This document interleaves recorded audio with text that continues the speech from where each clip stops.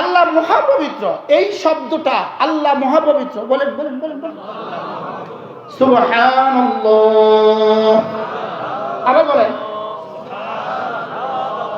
এই শব্দটা একবার যদি কোনো মুসলমান বলে, একবার সুবহানাল্লাহি আ'যামু মিন উহুদিন, একবার সুবহানাল্লাহ উহুদ পাহাড়ের চেয়েও ভারী।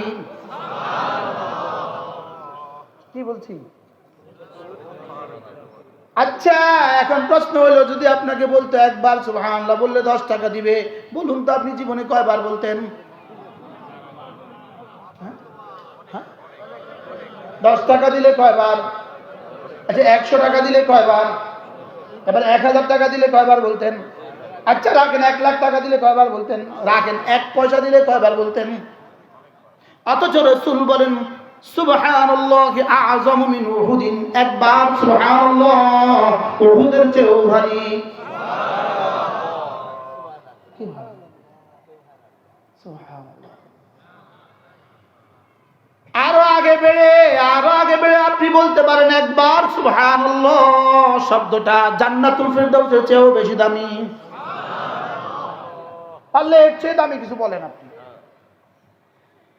এটা বুঝি কথা, বুঝি জান্নাতের চেয়ে বেশি দামি? প্রশ্ন করেন, বলেন বলেন। শুধু জান্নাতের চেয়ে বেশি দামি, এটা বুঝি একটা কথা বলেন আপনি।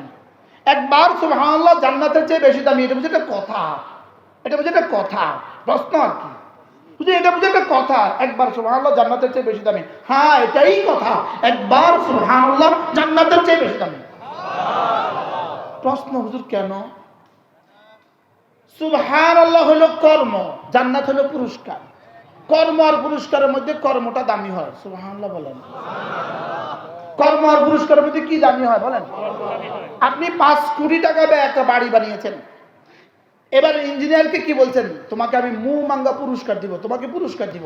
যে ইঞ্জিনিয়ার 5 কোটি টাকা ব্যয়ে আপনাকে বাড়ি বানিয়ে দিল, ওই ইঞ্জিনিয়ারকে আপনি পুরস্কার দিবেন 10 কোটি টাকা?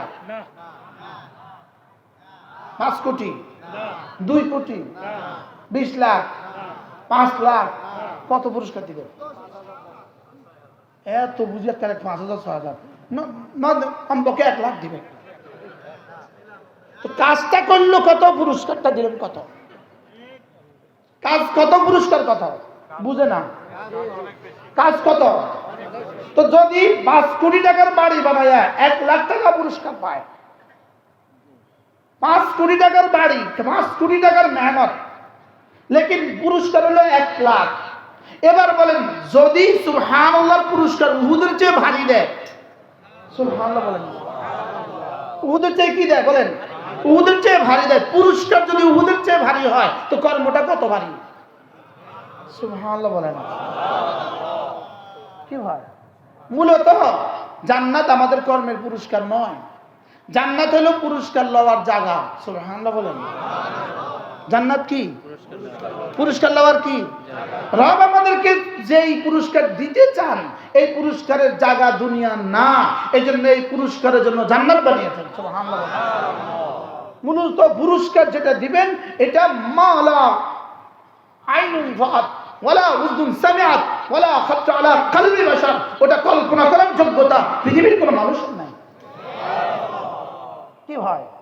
এজন্য বলেন 2 রাকাত নামাজ, বলেন 2 রাকাতা সালাতুল ফজর খায়রুম মিনাদ দুনিয়া ওয়া মা ফিহা।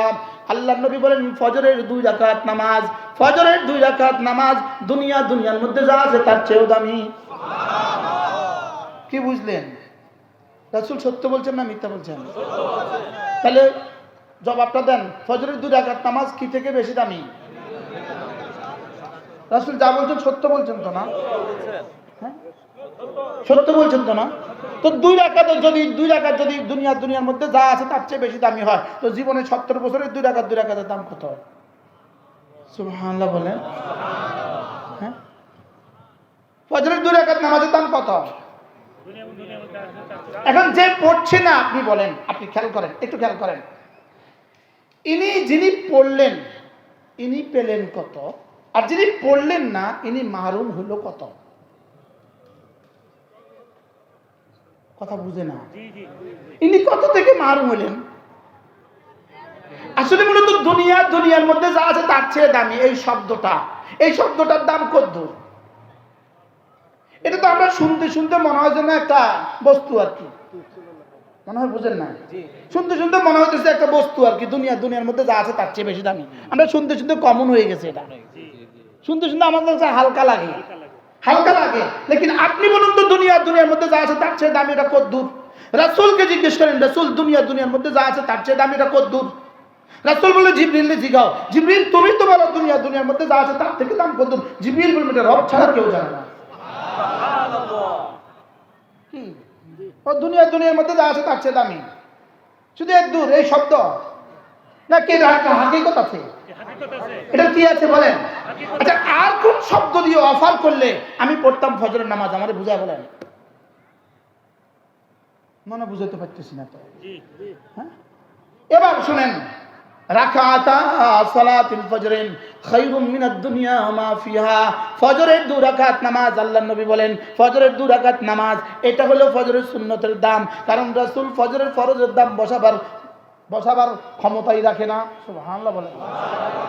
ফরজের দাম বসাবেন ফরজওয়ালা, সুন্নতের দাম বসিয়েছেন সুন্নতওয়ালা। সুবহানাল্লাহ বলেন। বুঝতেছেন কিছু?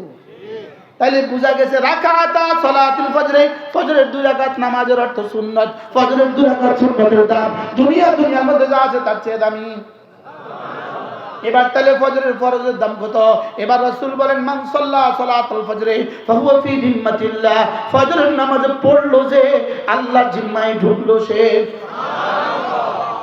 স্লোগান তোলেন, ফজরের নামাজ পড়লো যে আল্লাহ জিম্মায় ঢুকলো সে। ফজরের নামাজে পড়লো যে আল্লাহ জিম্মায় ঢুকলো সে। আবার ফজরের নামাজে পড়লো যে আল্লাহ জিম্মায় ঢুকলো সে। আবার এবার বিপরীতটা বলেন, ফজর পড়লো না যে আল্লাহ জিম্মায় ঢুকলো না সে। আল্লাহ জিম্মায় যে ঢুকে না সে কখনো করোনার খাবার হয়, সে অভাবের খাবার হয়, সে কখনো দাজ্জালের খাবার হবে। যে আল্লাহর জিম্মায় ঢুকে না, আল্লাহর জিম্মায় ঢুকে না তার পেরেশানির কোনো অন্ত থাকে না। আল্লাহর জিম্মায় যে ঢুকে যায় তার আর কোনো পেরেশানি থাকে না। কি ভাই, তাহলে অফারটা কত বড়? আল্লাহ, আমি তো বুঝাইতে পারতেছি না আপনাদের কত। তাহলে কে নিয়ত করবেন আজ থেকে ফজর পড়বেন ইনশাআল্লাহ? বলেন ইনশাআল্লাহ, বলেন ইনশাআল্লাহ। বুঝে শুনে হাত তুলতেছেন না এয়ারপোর্টের মতো। স্যার এয়ারপোর্টের মতো, স্যার এয়ারপোর্টের মতো হাত তুলছেন। বুঝে শুনে হাত তুলছেন না, কিসের উপর হাত তুলছেন বলেন? হ্যাঁ, হাত নামান, পড়বো তো। কি নিয়ত? স্টেজে যারা আছেন আপনাদের কি নিয়ত? তাহলে একটা স্লোগান দেন, ফজরের নামাজ পড়লো যে আল্লাহ জিম্মায় ঢুকলো সে। ফজরের নামাজ পড়লো যে আল্লাহ জিম্মায় ঢুকলো সে। আল্লাহ জিম্মায় যে ঢুকে গেল তার রিজিকের জিম্মাদার আল্লাহ। আল্লাহ জিম্মায় যে ঢুকে গেল তার সুস্থতার জিম্মাদার আল্লাহ। আল্লাহ জিম্মায় ঢুকে গেল তার স্ত্রীর জিম্মাদার আল্লাহ। আল্লাহ জিম্মায় ঢুকে গেল তার সন্তানদের জিম্মাদার আল্লাহ। আল্লাহ জিম্মায় ঢুকে গেল তার দুনিয়ার জিম্মাদার আল্লাহ, মওতের জিম্মাদার আল্লাহ, কবরের জিম্মাদার আল্লাহ, হাসরের জিম্মাদার আল্লাহ, ফুলসিরাতের জিম্মাদার আল্লাহ, জান্নাতে দেওয়ার জিম্মাদার আল্লাহ। আচ্ছা, চোর যদি ওসি সাহেবের জিম্মায় ঢুকে যায়, দারোগা খুঁজা পায় কোথায়?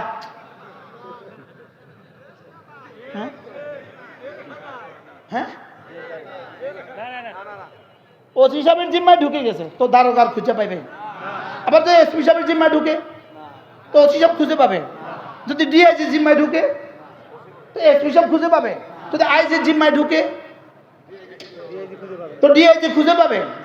তো এবার যদি আল্লাহর জিম্মায় ঢুকে তো করোনা তারা খুঁজে পাইব? করোনা খুঁজে পাবে না। আরে সুবহানাল্লাহ বলেন। কে খুঁজে পাবে না বলেন? গজবে আর তাকে খুঁজে পাবে না, আযাবে আর তাকে খুঁজে পাবে না। সুবহানাল্লাহ বলেন। এজন্য মান সাল্লা সালাতাল ফজর ফাহুয়া ফি জিম্মাতিল্লাহ। ফজরের নামাজ পড়লো যে আল্লাহ জিম্মায় ঢুকলো সে। ফজরের নামাজ পড়লো যে আল্লাহ জিম্মায় ঢুকলো সে। তাহলে নিয়ত করেন কালকে থেকে ফজর পড়বেন। হুজুর তাহলে ফজর তো পড়লেই সারবে, আর জোহর তো পড়তে হবে না। মজার বিষয় হলো যে ফজর পড়বে জোহর আর তার জীবনে কখনোই ছুটবে না। কি বলছি বলেন, বুঝা এখন? কেন? ফজর হলো একটু কঠিন, কঠিনটা যার হয়ে যায় সহজটা তার হয়ে যায়। এজন্য আল্লাহ নবী বলেন দুটো নামাজ বড় শক্ত, মুনাফিকের জন্য বড় ভারী, মুমিনের জন্য বড় সহজ। এশার নামাজ এবং ফজরের নামাজ মুনাফিকের জন্য বড় ভারী, মুমিনের জন্য বড় সহজ। তাহলে বোঝা গেছে মুমিন এই দুই নামাজ ছাড়তেই পারে না, মুনাফিক এই দুই নামাজ পড়তেই পারে না। কি বলছি বলেন? মুমিন কি? আরো জোরে। মুমিন ছাড়তেই পারে না, মুনাফিক পড়তেই পারে না। আচ্ছা, রাসূল বলেন ফজরের নামাজ হলো উম্মতের জন্য আল্লাহর পক্ষ থেকে একটা পরীক্ষা। আমার উম্মতের জন্য ফজরের নামাজ হলো একটা পরীক্ষা। পরীক্ষা এত কঠিন হয় না যে কেউ পারে না, আবার এত সহজ হয় না সবাই পারে। বিশেষ পরীক্ষা বুঝি এই পরিমাণ কঠিন প্রশ্ন হয় একজনও উত্তর দিতে পারে না, আবার এই পরিমাণ সহজ সবাই পারে। বুঝেন না কথা? ৮০,০০০ পরীক্ষা দিছে, ২০ জন নিবে, তো পরীক্ষাটা কেমন হবে? কিন্তু ২০ জন পাইতে হবে, মনে হয় বুঝেন নাই? ২০ জন কি করতে হবে? তাহলে এই পরিমাণ কঠিন হয় না যে সকলে কেউ পারে না, আবার এই পরিমাণ সহজও হয় না যে সবাই পারে। এই জন্য ফজর নামাজ এই পরিমাণ কঠিন নয় যে আলহামদুলিল্লাহ কেউ পারে না, এই পরিমাণ কঠিন নয়, আবার এই পরিমাণ সহজও না যে সবাই পারে। বাস্তব না বাস্তব বলেন? হ্যাঁ, তাহলে আজকে থেকে ফজর পড়বো তো ইনশাআল্লাহ? নিয়ত পাক্কা? পাক্কা নিয়ত।